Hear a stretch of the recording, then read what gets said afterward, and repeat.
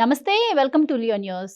Visakha steel ప్లాంట్ను private పరం చేయబోతున్నాడు, ఇచ్చిన మాట తప్పాడు చంద్రబాబు అని చెప్పి వైసీపీ ప్రచారం చేస్తున్న నేపథ్యంలో మరి ఇచ్చిన మాటకు కట్టుబడి కేంద్రంతో పోరాడి మరి కేంద్రం నుంచి తాజాగా 11,400 కోట్లను విశాఖ స్టీల్ ప్లాంట్కు కూటమి గవర్నమెంట్ తెచ్చిన విషయం మనందరికీ తెలిసిందే. సో అందులో భాగంగానే ఈరోజు కేంద్ర మంత్రి అయినటువంటి కుమారస్వామి విశాఖ స్టీల్ ప్లాంట్ సందర్శన కోసం రావడం, ఇక ఇచ్చిన హామీని నిలబెట్టుకున్నామని, అలాగే 3 నెలల్లో ఇక్కడ ఉన్న సమస్యలను కూడా పరిష్కరిస్తామని, విశాఖ స్టీల్ ప్లాంట్ ప్రైవేట్ పరం చేయబోము అని చెప్పి ఆయన హామీ ఇవ్వడం అయితే జరిగింది. మరి ఈ నేపథ్యంలో వైసీపీ తరఫు నుంచి ఇప్పటివరకు ఎవరు స్పందించలేదు. కార్మికులకు వాళ్ళ హక్కులకు వాళ్ళ జీవితాలకు భంగం కలిగించే విధంగా, వాళ్ళు అయోమయంలో పడే విధంగా వైసీపీ ఇలాంటి ప్రచారాలు చేయడం ఎలా చూడొచ్చు, ఇలాంటి విషయాలు తెలుసుకుందాం. మనతో పాటు ఉన్నారు సీనియర్ జర్నలిస్ట్ సత్యమూర్తి గారు. నమస్కారం. నమస్కారం అండి. సార్, ఎప్పుడైతే కూటమి గవర్నమెంట్ అధికారంలోకి రాగానే కూడా చంద్రబాబు గారు వెళ్ళి విశాఖ స్టీల్ ప్లాంట్ నేను ఆదుకుంటాను, నా సాధ్యమైనంత వరకు పోరాడాలని మాట ఇచ్చారు. అందులో భాగంగానే ఆయన చేయాల్సిందంతా చేస్తున్నారు. దీన్ని ప్రైవేట్ పరం చేస్తున్నారు, కార్మికుల జీవితాలను నాశనం చేస్తున్నారు అని చెప్పి ప్రధానమంత్రి గారు మొన్న ఈ మధ్య వచ్చినప్పుడు కూడా వైసీపీ ఇలానే ప్రచారం చేసింది. సో ఇప్పుడు మళ్ళీ ప్రూవ్ అయింది కూటమి ఎంత కృషి చేస్తుంది అని చెప్పి. ఈసారి కుమారస్వామి స్వయంగా చెప్పడం అయితే జరిగింది. సో మళ్ళీ 3 నెలల్లో పరిష్కరిస్తాను అంటున్నారు. ఏంటి సార్ మరి వాళ్ళ అంటే విశాఖ స్టీల్ ప్లాంట్ పరిస్థితి ఏంటి, మరి కుమారస్వామి ఇచ్చిన హామీని ఎలా చూడొచ్చు, అలాగే వైసీపీ చేసినటువంటి దుష్ప్రచారాలకు చెక్ పడ్డట్టేనా? ఇక్కడ మెయిన్గా ఏంటి అంటే, విశాఖ ఉక్కు ఫ్యాక్టరీ వరకు వచ్చేసరికి వైఎస్ఆర్ కాంగ్రెస్ పార్టీతో పాటు కమ్యూనిస్టు పార్టీలకి అనుబంధ సంఘాలుగా ఉన్న కార్మిక సంఘాలు, అంటే ఇప్పుడు కూటమి ప్రభుత్వం అధికారంలో ఉంది కదా, రాష్ట్రంలో కూటమి ప్రభుత్వం అధికారంలో ఉంది, కేంద్రంలో కూటమి ప్రభుత్వం అధికారంలో ఉంది, పొలిటికల్ అపోనెంట్స్ కదా కమ్యూనిస్ట్ పార్టీల వాళ్ళు. నరేంద్ర మోడీ అంటే పడదు కదా, దాంతో ఏం చేస్తారు వీళ్ళు, ఈ విశాఖ ఉక్కు ఫ్యాక్టరీలో విపరీతంగా రాజకీయాలు మొదలుపెట్టారు. ఒకటి, ఈ వైఎస్ఆర్ కాంగ్రెస్ పార్టీ వాళ్ళు అన్ని పచ్చి అబద్ధాలు చెప్పడంలో వాళ్ళు ఆరితేరిన నిపుణులు. ఈ వైఎస్ఆర్ కాంగ్రెస్ పార్టీకి ప్రధాన శత్రువు ఎవరు? తెలుగుదేశం పార్టీ. తెలుగుదేశం, జనసేన, ఈ రెండు వైఎస్ఆర్ కాంగ్రెస్ పార్టీకి ప్రధాన శత్రువులు. కమ్యూనిస్టు పార్టీలకి నరేంద్ర మోడీ ప్రధాన శత్రువు. నరేంద్ర మోడీ ఏం చేసినా, ఏ నిర్ణయం తీసుకున్నా ఇక్కడ కమ్యూనిస్టు పార్టీలన్నీ ఎగబడుతూ ఉంటాయి. ఇక్కడ విశాఖ ఉక్కు పరిశ్రమని అంటే ప్రభుత్వము వ్యాపార రంగం నుంచి వైదొలగాలి అన్న ఒక నిర్ణయం తీసుకున్న కేంద్ర ప్రభుత్వం విశాఖ ఉక్కులో వాటాలు కూడా అమ్ముదామని ఒక డెసిషన్ తీసుకున్నారు. ఆ డెసిషన్ తీసుకున్న సమయంలో ఇక్కడ వైఎస్ఆర్ కాంగ్రెస్ పార్టీ ఆంధ్రప్రదేశ్లో అధికారంలో ఉన్నది. ఆ డెసిషన్ తీసుకున్న వెంటనే అప్పుడు అధికారంలో ఉన్న జగన్మోహన్ రెడ్డి ఏం చేయాలి, తప్పండి ఇట్లా చేయకూడదు, మీరు అట్లా వాటాలు అమ్మే పద్ధతిలో ఉంటే ఆ వాటాలని రాష్ట్ర ప్రభుత్వం కొనుక్కుంటుంది, మీరు వాటాలు అమ్మే పరిస్థితి ఉంటే రాష్ట్ర ప్రభుత్వానికి అమ్మండి అని చెప్పాలా వద్దా? చెప్పాడా లేదా? జగన్మోహన్ రెడ్డి ఆ విషయాలు ఏం చెప్పాలా.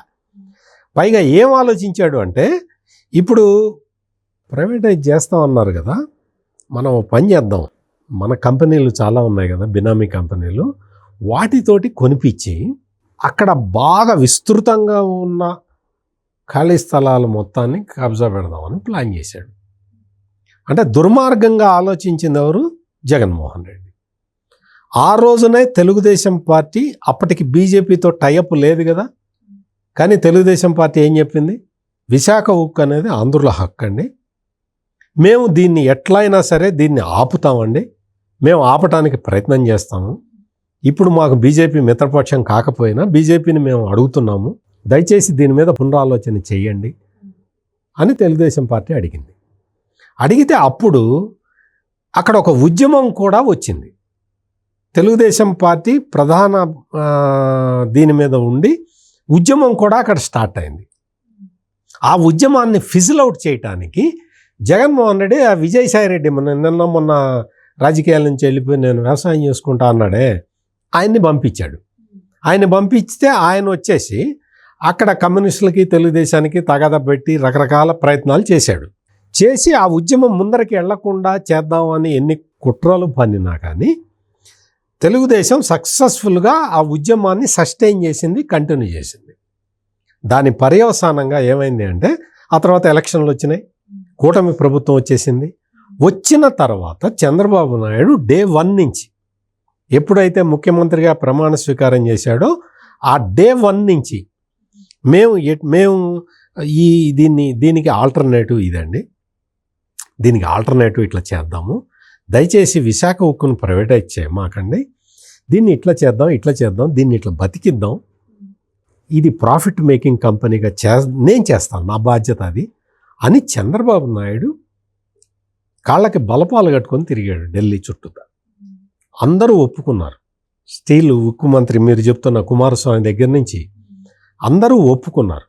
అందరూ ఒప్పుకొని ఫైనల్గా ప్రైమ్ మినిస్టర్ నరేంద్ర మోడీ దగ్గరికి వెళ్ళినప్పుడు నరేంద్ర మోడీ ఏమన్నాడు అంటే, చంద్రబాబు చెప్పాడు అంటే చేస్తాడు, మనం will give another opportunity to Visakha steel అని చెప్పి మొత్తం అన్ని డెసిషన్లన్నీ వాళ్ళు అప్పటి వరకు తీసుకున్న నిర్ణయాలని వాపస్ తీసుకొని రివైవల్ ప్యాకేజీ ఇచ్చారు. మీరు బాగా గుర్తుపెట్టుకోండి, రివైవల్ ప్యాకేజ్, కేంద్రం రివైవల్ ప్యాకేజీ ఇచ్చే లోపలే సెకండ్ బ్లాస్ట్ ఫర్నెస్ని ప్రారంభించింది విశాఖ ఉక్కు. ఎట్లా ప్రారంభించింది, ఎందుకు ప్రారంభించింది? జగన్మోహన్ రెడ్డి టైంలో ఈ బ్లాస్ట్ ఫర్నెస్లు ఒక్కొక్కటి మూసుకొని వెళ్తూ ఉంటే కూటమి ప్రభుత్వం రాగానే తెరుచుకున్నాయన్ని. ఆ తర్వాత కేంద్రం ఒక రివైవల్ ప్యాకేజీ ఇచ్చేసిన తర్వాత ఆ రివైవల్ ప్యాకేజీని ఇక్కడ ఇంప్లిమెంట్ చేయటానికి మొత్తం అంత భూమిక ఏర్పాటు చేసుకున్నారు. కుమారస్వామి ప్రత్యేకంగా ఇంట్రెస్ట్ తీసుకున్న తర్వాత ఇదే వైఎస్ఆర్ కాంగ్రెస్ పార్టీ కుమారస్వామి మీద దుష్ప్రచారం మొదలుపెట్టింది. కుమారస్వామి కర్ణాటకలో ఒక స్టీల్ ఫ్యాక్టరీని బతికించడానికి 30,000 కోట్లు తీసుకెళ్ళాడు, ఇక్కడ మాత్రం 16,000 కోట్లే ఇస్తున్నాడు అని 2 రాష్ట్రాల మధ్య విద్వేషాలు రగల్చడానికి విపరీతమైన ప్రయత్నం చేసింది ఈ వైఎస్ఆర్ కాంగ్రెస్ పార్టీ. అక్కడ ప్లాంట్ పరిస్థితి ఏంటో ఎవడు మనకు సంబంధం లేదు. విశాఖ ఉక్కు మూతపడిపోయే విశాఖ ఉక్కును బతికించటానికని చెప్పి కేంద్ర ప్రభుత్వం ముందరకు వస్తే దానికి కుమారస్వామి సహాయం చేస్తే కుమారస్వామి మీద దుష్ప్రచారం మొదలుపెట్టింది ఈ వైఎస్ఆర్ కాంగ్రెస్ పార్టీ. ఓకేనా? తర్వాత ఫైనల్గా ఆ ప్యాకేజీ అదంతా రివైవల్ ప్యాకేజీ వచ్చిన తర్వాత ఏమన్నారు, విశాఖ ఉక్కుకి క్యాప్టివ్ మైన్స్ ఇవ్వలేదు అని మొదలుపెట్టారు. మళ్ళీ ఇప్పుడు ఏం చెప్తున్నారు, కేంద్ర ప్రభుత్వం ఇచ్చిన ఆ డబ్బులు 13,000 కోట్లు అవన్నీ సరిపోవు, ఇంకా కావాలి, ఇది తీసుకెళ్ళి శైల్లో కలపాలి అని మళ్ళీ కొత్త డిమాండ్లు పెట్టారు. నేను ముందరే చెప్పా, రివైవల్ ప్యాకేజీ ఇచ్చిన రోజే చెప్పా, మీకు గుర్తుండే ఉంటుంది. కేంద్రం రివైవల్ ప్యాకేజీ ఇచ్చింది, ఇప్పుడు కార్మికులు రాజకీయాల జోలికి వెళ్లకుండా, రాజకీయ పార్టీలు చెప్పేది వినకుండా కేవలం విశాఖ ఉక్కుని బతికించుకోవాలి అన్న ఒకే ఒక సిద్ధాంతంతో పని చేయకపోతే మళ్ళీ విశాఖ ఉక్కు కష్టాలు వస్తాయని నేను ప్యాకేజీ ప్రకటించిన రోజే చెప్పాను నేను. అదేవిధంగా కార్మికులు అందుకు సన్నద్ధంగా ఉన్నారు, కానీ కార్మికులని పార్టీ వైజ్గా రెచ్చగొట్టడానికి వీళ్ళందరూ సిద్ధంగా ఉన్నారు. అది ఇక్కడ విశాఖ ఉక్కు దగ్గర జరుగుతున్న రాజకీయం. ఇప్పటికీ చెప్తున్నా, నేను మళ్ళీ చెప్తున్నా, విశాఖ ఉక్కు కార్మికులారా, మీకు ఇంకొక ఛాన్స్ వచ్చింది. అంతకుముందు వాజ్పేయి ప్రభుత్వ టైంలో కూడా చంద్రబాబు నాయుడే విశాఖ ఉక్కును కాపాడాడు.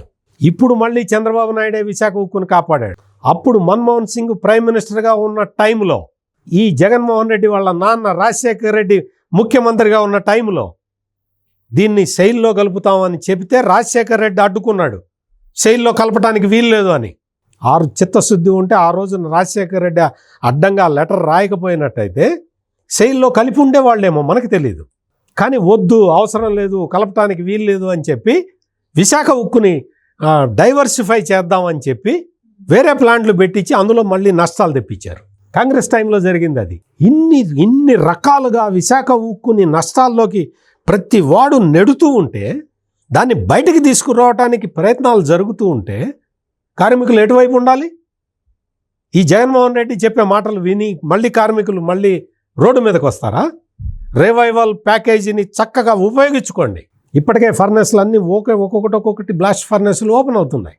కొత్త సాంకేతికత మీకు అందివ్వటానికి కేంద్ర ప్రభుత్వం కూడా సిద్ధంగా ఉన్నది. మీరు కష్టపడి పని చేస్తే, దాని ప్రొడక్టివిటీ పెంచితే నెక్స్ట్ టెక్నాలజికల్ అడ్వాన్స్మెంట్కి తీసుకెళ్తారు. గనులు, క్యాప్టివ్ మైన్స్ అన్నీ మొత్తం అన్నీ కూడా మీకు అక్కడి నుంచి ఐరన్ ఓరు రావటానికి అన్ని ఏర్పాట్లు చేస్తున్నారు. ఇవన్నీ తెలుసుకోకుండా రాజకీయ కారణాలతోటి మళ్ళీ అడ్డుకోవటం మొదలు పెడితే మళ్ళీ ప్రాబ్లమ్స్లోకి వెళ్తుంది విశాఖ ఉక్కు. అందుకని తస్మాత్ జాగ్రత్త కార్మికులారా, విశాఖ ఉక్కు కార్మికులారా, మీరు కేవలం ఫ్యాక్టరీని బతికించుకునే ఆ ఒక్క దాని మీదే దృష్టి కేంద్రీకరించండి. అంతే తప్ప రాజకీయాల జోలికి వెళ్ళారు అంటే మిమ్మల్ని వాడుకోవడానికి వైసీపీ సిద్ధంగా ఉంది, గుర్తుపెట్టుకోండి. Right sir, thank you so much. నమస్కారం.